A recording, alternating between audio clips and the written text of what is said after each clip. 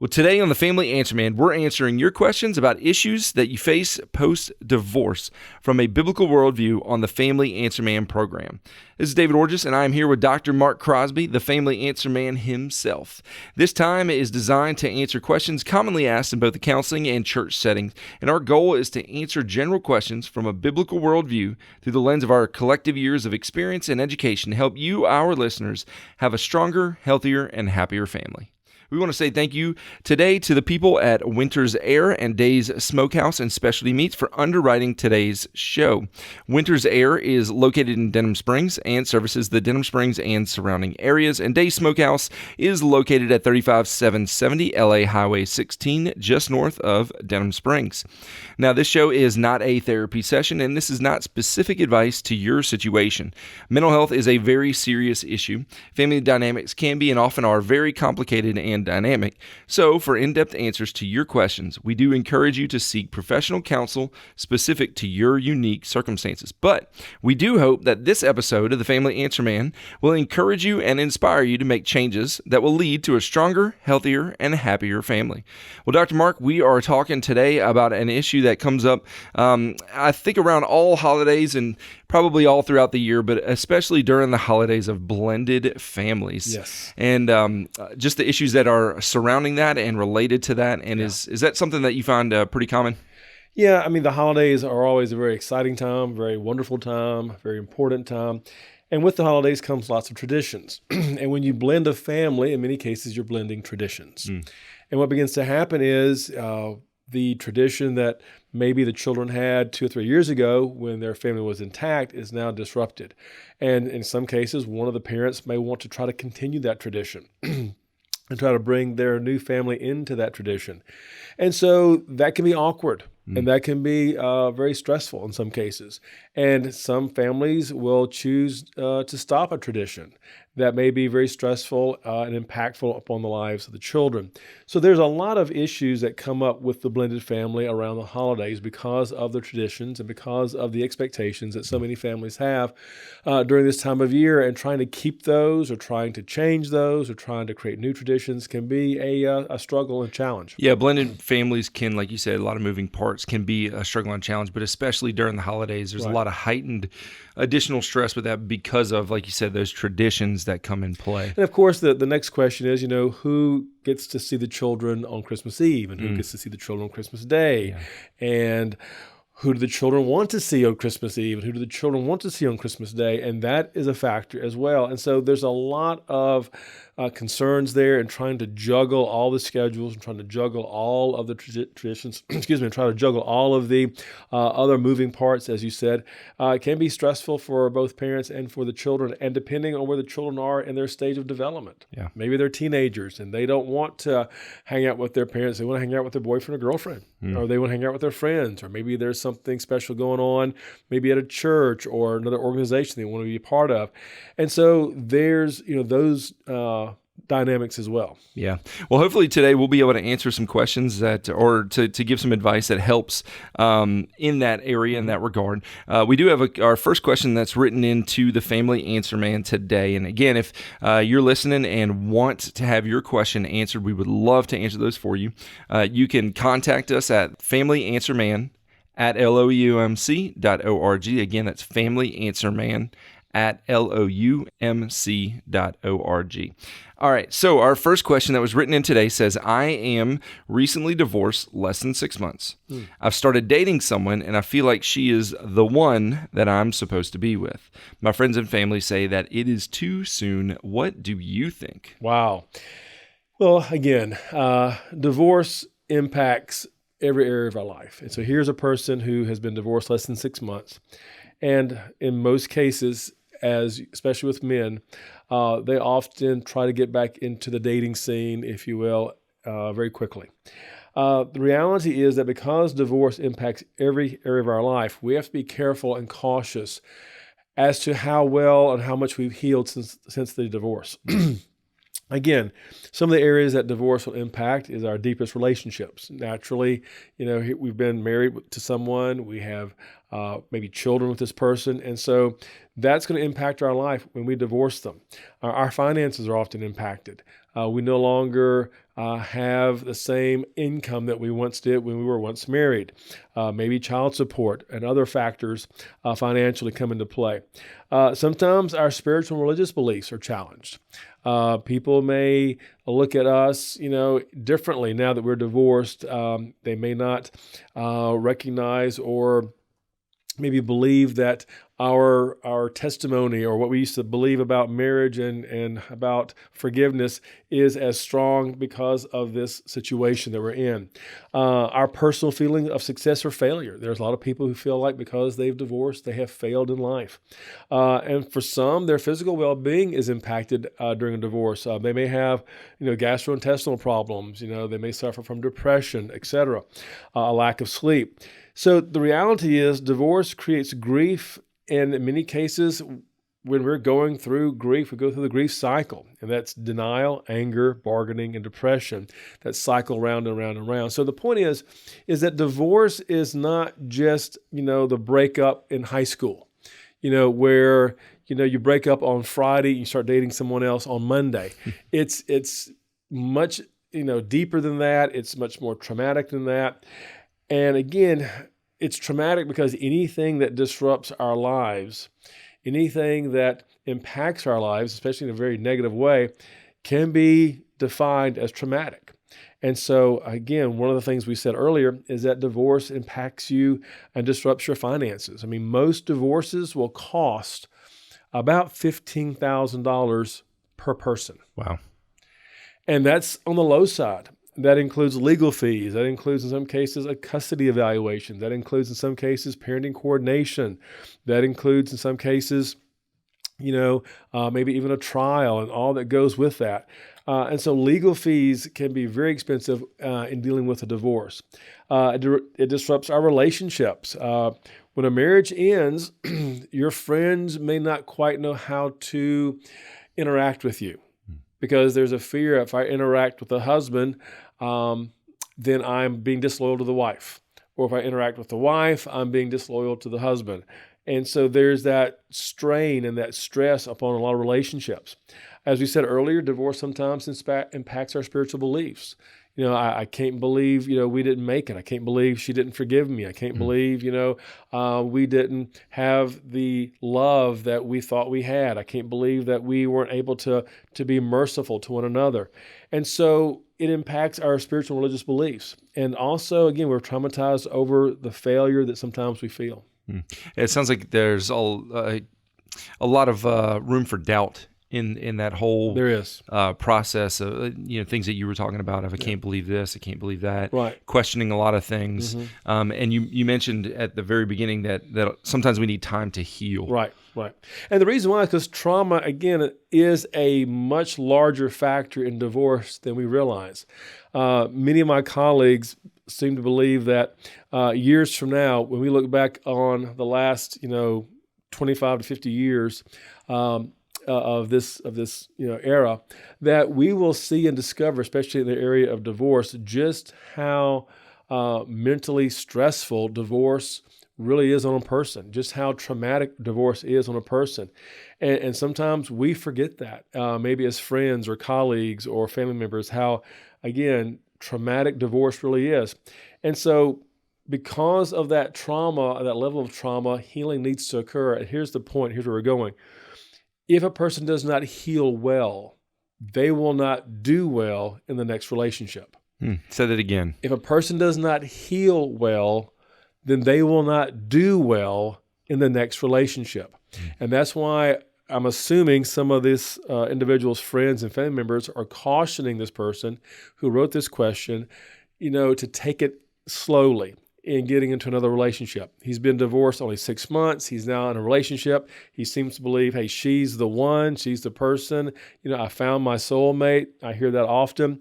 And that may be, but unless you are healing or unless you have healed from this very traumatic, painful breakup, divorce that you've just experienced, it is hard to do well if you've not healed well. So what would that look like for somebody? If somebody says, they hear you say, hey, you've got to heal well before you can do well. Well, it begins with the question that we all ask from time to time, whenever we are experiencing something that is negative, or we're going through something that we feel like just is not going well for us, we all ask the question, at least to some degree, what was I thinking? I would like to see a show of hands on our listening audience right there. If yes, I see your hand there as you're driving. Raise your hand. Have you ever asked the question, what was I thinking? Now, we've all asked that question. But the problem is we never answer it. We answer that question, what was I thinking? But we never answer the question. And I meet lots of couples, lots of individuals who will say to me, what was I thinking when I married her? What was I thinking when I married him? And here's the point. If we don't process that question, if we don't analyze that question, what was I thinking? Then here's the problem. We will again repeat the same mistake. Or put it another way, we're more likely to repeat the same mistake. And thus we need the time to process. We need the time to process, what were we thinking? What did I contribute to the breakdown of this relationship? What did I do that caused problems? What did I do that caused us to have division in our life? Was I not patient? Was I not forgiving? Was I not loving? We have to analyze ourselves. Yeah, those are not typically the questions you hear post-divorce when somebody is talking about divorce. Is not what did I do? What can I it's what they did. Have responsibility for? It's what the other person did. Yeah. And that's why, in 90% of all cases, when a couple comes in to my office, they immediately want to tell me how bad the other person is. But the progress begins to happen, the healing begins to happen when a person pauses and says, okay, I cannot control what they did, but what did I do? What did I do to bring division into our relationship? Was I not patient enough? Did I put my marriage on the back burner? Was my marriage not the priority? Did I put my kids above my spouse? Did I put my career above my spouse? And so the reality is, if you're going to heal well, time is your friend. And we need the time to process all of those things. The Bible puts it this way, I will argue, in Romans chapter 12. The Bible says to renew our mind. I meet so many people in church world, and many in our audience will understand what I'm about to say, but I meet so many people who say, well, maybe I need to rededicate my life, or maybe I need to rededicate my rededication, or maybe if I can rededicate the rededication of the rededication. No. The Bible never talks about rededicating. That's right. But the Bible does talk about renewing our mind. Yeah. And we do that by working through the grief. We do that by working through the trauma. And so that's why my advice, very often, to our couples, to our individuals, is to give yourself a time, a chance to heal, and give yourself a process. Give yourself some time just to pause for a few moments and ask those hard questions. Well, and those are great questions, whether this is for someone that has gone through a divorce, or honestly, these are great questions for anyone that's married, anyone that's in a relationship to ask on a regular basis, just as self-evaluation. Exactly. And so when if a person is divorced, or, Lord forbid, if a person has lost a spouse even in death, here's what I always encourage. Again, give yourself at least a year to heal. Now, that sounds like an eternity for some people, but giving yourself a year to heal is a good thing. And by that, I mean this. In that year that you are processing, your divorce, what you did, what you contributed, things that went wrong, what you could have done differently, what were you thinking? When you do that, in that time span of that year, during that time span, there should be no serious dating. You should not be in any serious relationship in that 1 year time span. Secondly, you should not make any major purchases. So many guys want to buy that Lamborghini, right? I'm going to get the motorcycle. Yeah. And so many women want to buy those 3 Coach purses, or whatever. Don't make any serious purchases. No serious dating. Don't make any major moves. Now, I've met some men who say, well, I'm going to move now to the Bahamas, or I'm going to buy me a condo in Hawaii or whatever. No major moves, no major purchases, no serious dating, no major job changes.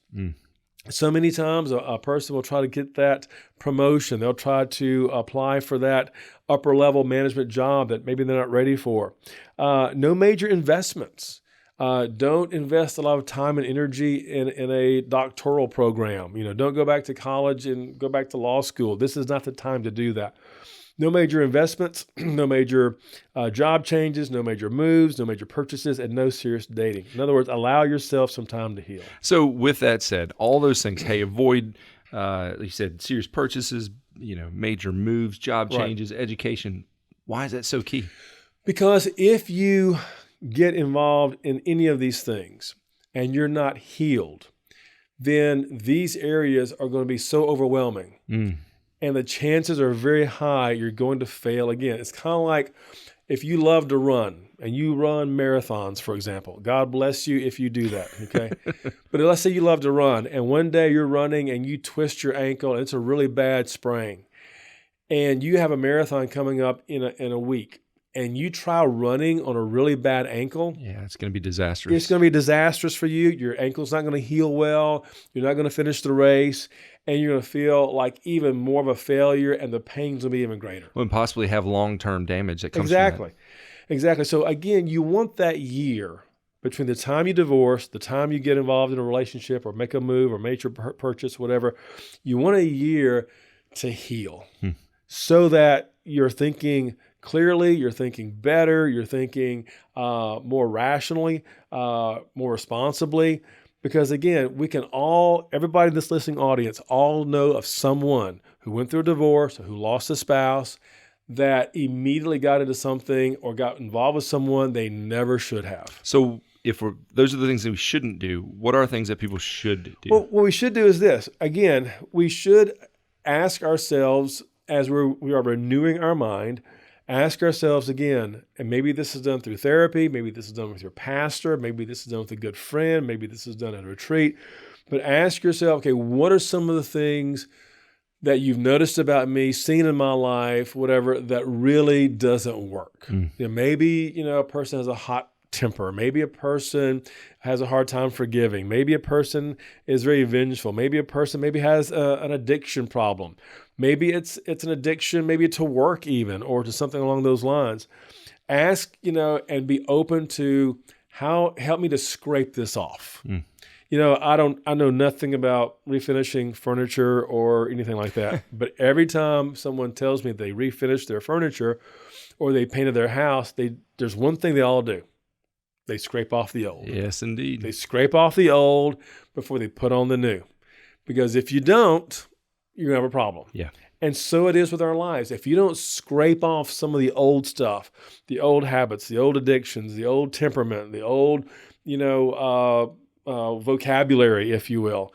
If you don't scrape some of that stuff off, don't scrape off, the condescending, deriding, demeaning attitude, if you don't scrape off maybe the narcissism that wants to come out in your life, if you don't scrape that off, all you're going to do is bring that into the next relationship, and then it's going to start to repeat all over again. Yeah. So before you apply anything new, you have to scrape off the old. And sometimes in that year, that's the time to do it. That's a great example. My first job when I was 14, I worked on a farm, and I ended up scraping an old farmhouse, and we had to scrape all the paint off by hand.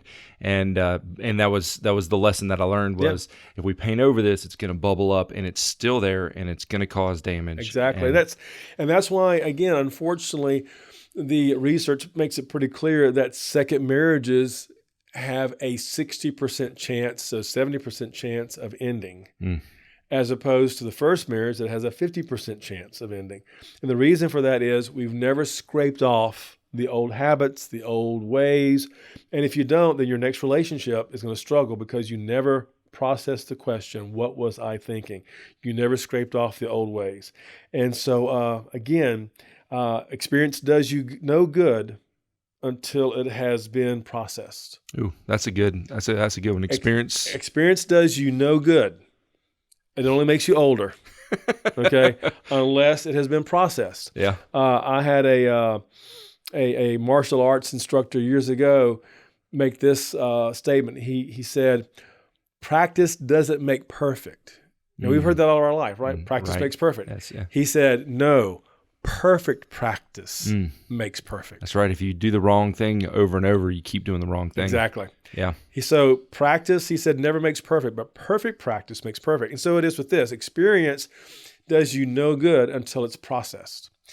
And so, again, the key to a healthy relationship is not just finding the right person, therefore, it is being the right person. So, again, if this young man, this person who's going through this, he's divorced for 6 months, he's finding the right person, that's great. But I would say to him, give yourself a year to process, do nothing major for a year, work through that grief, work through that trauma, and beware of some of the pitfalls. People who go through divorce are struggling with various pitfalls. They don't want to feel lonely. They don't want to feel alone. They've had somebody in their life for many years now, and now all of a sudden, they don't in many cases. And they don't want to feel lonely. They don't want to feel alone. Sometimes they're competing with their ex, meaning, the ex-wife or the ex-husband, they have a boyfriend or girlfriend now. They've got somebody in their life now. They've moved in with somebody now. They're dating again. They're getting calls, and now they're going, well, golly, maybe I need to, follow suit. Maybe I need to have that. Why don't I have that? And so, again, they want to be comforted in their pain. Sometimes they're competing with their ex. Sometimes they're feeling lonely and alone. So beware of those pitfalls. What I tell folks is this. When you're going through that 1 year of healing after the divorce, post-divorce, surround yourself with family, friends, and small groups.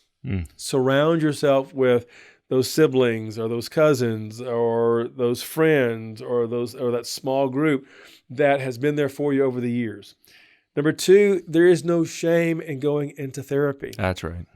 There's no shame in going to counseling. The Bible says there is wisdom in a multitude of counselors. For some reason, we have forgotten that scripture in many of our churches.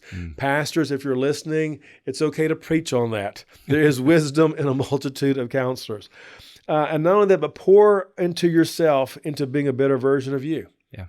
Pour into yourself into being a better version of you. Now, I know that sounds very psychobabble, so let me give you 4 or 5 things a person can do that will explain that. Number 1, I would encourage everyone, no matter if you're divorced or not, post-divorce, but especially those who are in this year of healing, read and write something daily. In other words, read something that's going to bring value into your life. Read something that's going to enrich your life. Read something that's going to answer questions in your life. And then write some of those things down. Journal. Write down what you've learned. Write down what prayers God answered that day. Keeping a prayer journal is something that I think is very important. Number 1. Number 2, create a routine. Create a routine that fits your schedule, fits your lifestyle. If you're an early morning person, get up early in the morning, get your cup of coffee, have your devotional, read your Bible, read your newspaper, have a routine, eat at the same restaurant, if you will. That's fine. Know your routine. Number 3, work out. Whatever that looks like for you. It may be walking a lot. It may be weights. It may be getting involved in jiu-jitsu or karate or swimming or tennis or something along those lines. But anything that is a good cardiovascular workout. Aerobics is great. But work out at least 3 or 4 times a week. It does wonders for your brain. It does wonders for your body. It does wonders for your emotional, mental health. Don't drink alcohol or do drugs during this time. Yeah. It is a temptation for a lot of people, both in the church and outside the church, if we're going to just be real. Yeah. Don't do that, because alcohol, drugs, prescription pain medications that are being abused can and will begin to influence you negatively. It'll take over your mind, and it will not bring the healing into your life. So cut that out of your life. And then grow in the Lord, grow in His Word, have small groups in your life. And then after a year of processing, and you're renewing your mind, and you're scraping off the old, and you begin to improve yourself, then you'll be in a better place to find the right person, because I will argue you now have become the right person. Yeah, and that's really good advice. I think, like you said, having given some of those practical things, I think sometimes we see the renewing of your mind. We see somebody's going to hear, take a year, and then you say, oh man, that's just extreme, right. and like you said, I think sometimes people can dismiss some of this advice, but just good practical advice. Well, it's amazing to note because, again, as the old saying goes, as my daddy would say, the proof is in the pudding, right? We've heard that one before. And so the reality is that over the years, I have had people on both sides say this to me. I'm so glad I waited a year. I'm so glad I took your advice. I didn't want to. I thought it would be the longest year of my life. But many will look back and go, it was one of the most healing years of my life. It was one of the most developmental years of my life. I grew as a Christian. I grew as a person. I grew, I saw my mistakes. I saw what I did. Some even said I even went to my spouse and apologized for the attitudes that I had and for the lack of patience that I had and for the lack of love that I didn't show. And that created a new communication between us, and the kids were much happier that we were able to be civil and all this. And so I've heard those stories. On the flip side, I've heard the horror stories. The person who said, I wish I would have waited a year. Right. I wish I would have healed, because they will say, I jumped right into a brand new relationship. She was cute. He was nice. He had money. She came on to me, whatever. And they got caught up in this relationship, got married. And within, 9 months to a year, they were in divorce court. Yeah. And the reason for that was because the person brings in the same old attitudes, the same old traditions, the same old lifestyle, the same old ways of doing things that cause problems in the last relationship. Which, goes back to, and it's the heartbreaking cycle that is, you go back to that same question, what was I thinking? Right. And you end up asking that over and over. And if we never evaluate. If you never answer that question. Yeah. And never evaluate that question, what was I thinking, then you will never, get to the resource of, hey, what was going on in my life? Why did I allow myself to do this? And what can I do to prevent myself from going into this again? And this is the reason why you see so many of your friends and family members who will jump into a relationship way too early, way too soon, without the tools, without the skills, without the healing, without processing, without answering the question, what was I thinking? And they repeat the same behaviors over and over and over again. And then you feel doubly worse, if you will. It's compounded now. And now you're really gun shy. And then you say things like, well, I'll never get married again. Or I'll never have a child again. Or I'll never, whatever again. And that may not be accurate or true, but that's just how you're feeling at that moment, because you never processed all that could have done differently. You could have said differently. You could have been differently. Right. And that creates a lot of additional self-doubt that, God never intended for us as his children. Right. That when we do fall, when we do experience things like this, loss of relationship, and if you go through a divorce, he doesn't want us to be defined by our failures. He wants to define us by his definition of who we are. And the reality is that, it's okay too, if again, back to this person's question, that if he found someone he really, loves or feels connected to, okay, but you can still hit the pause button a little bit. You can still slow things down. You can still process some of this. You can still maybe, not get engaged, next week, so to speak, and allow yourself to really process. This would be a great time maybe to go into couples therapy and let the therapist really dig as to what happened in the first relationship, what happened in the first marriage. What are you going to do differently this time that you didn't do last time? Scrape off some of that stuff so that this new relationship can be everything you're hoping it will be. That's really good advice in this situation, and that's good advice for all of us that we ask these self-reflective questions. We want to say thank you again today for the incredible people at Winter's Air who service the Denham Springs and surrounding areas, and Dave's Smokehouse and Specialty Meats located at 35770 for underwriting today's show. And as a reminder, this is not a therapy session, and it's not specific advice to your situation. We do believe that mental health is very serious, that family dynamics are often very complicated. So for in-depth answers to your questions, we ask you to seek professional counsel from a counselor or your pastor for your specific circumstances. We hope that today's episode of The Family Answer Man will encourage you and inspire you to make the changes that will lead to a stronger, healthier, and happier family.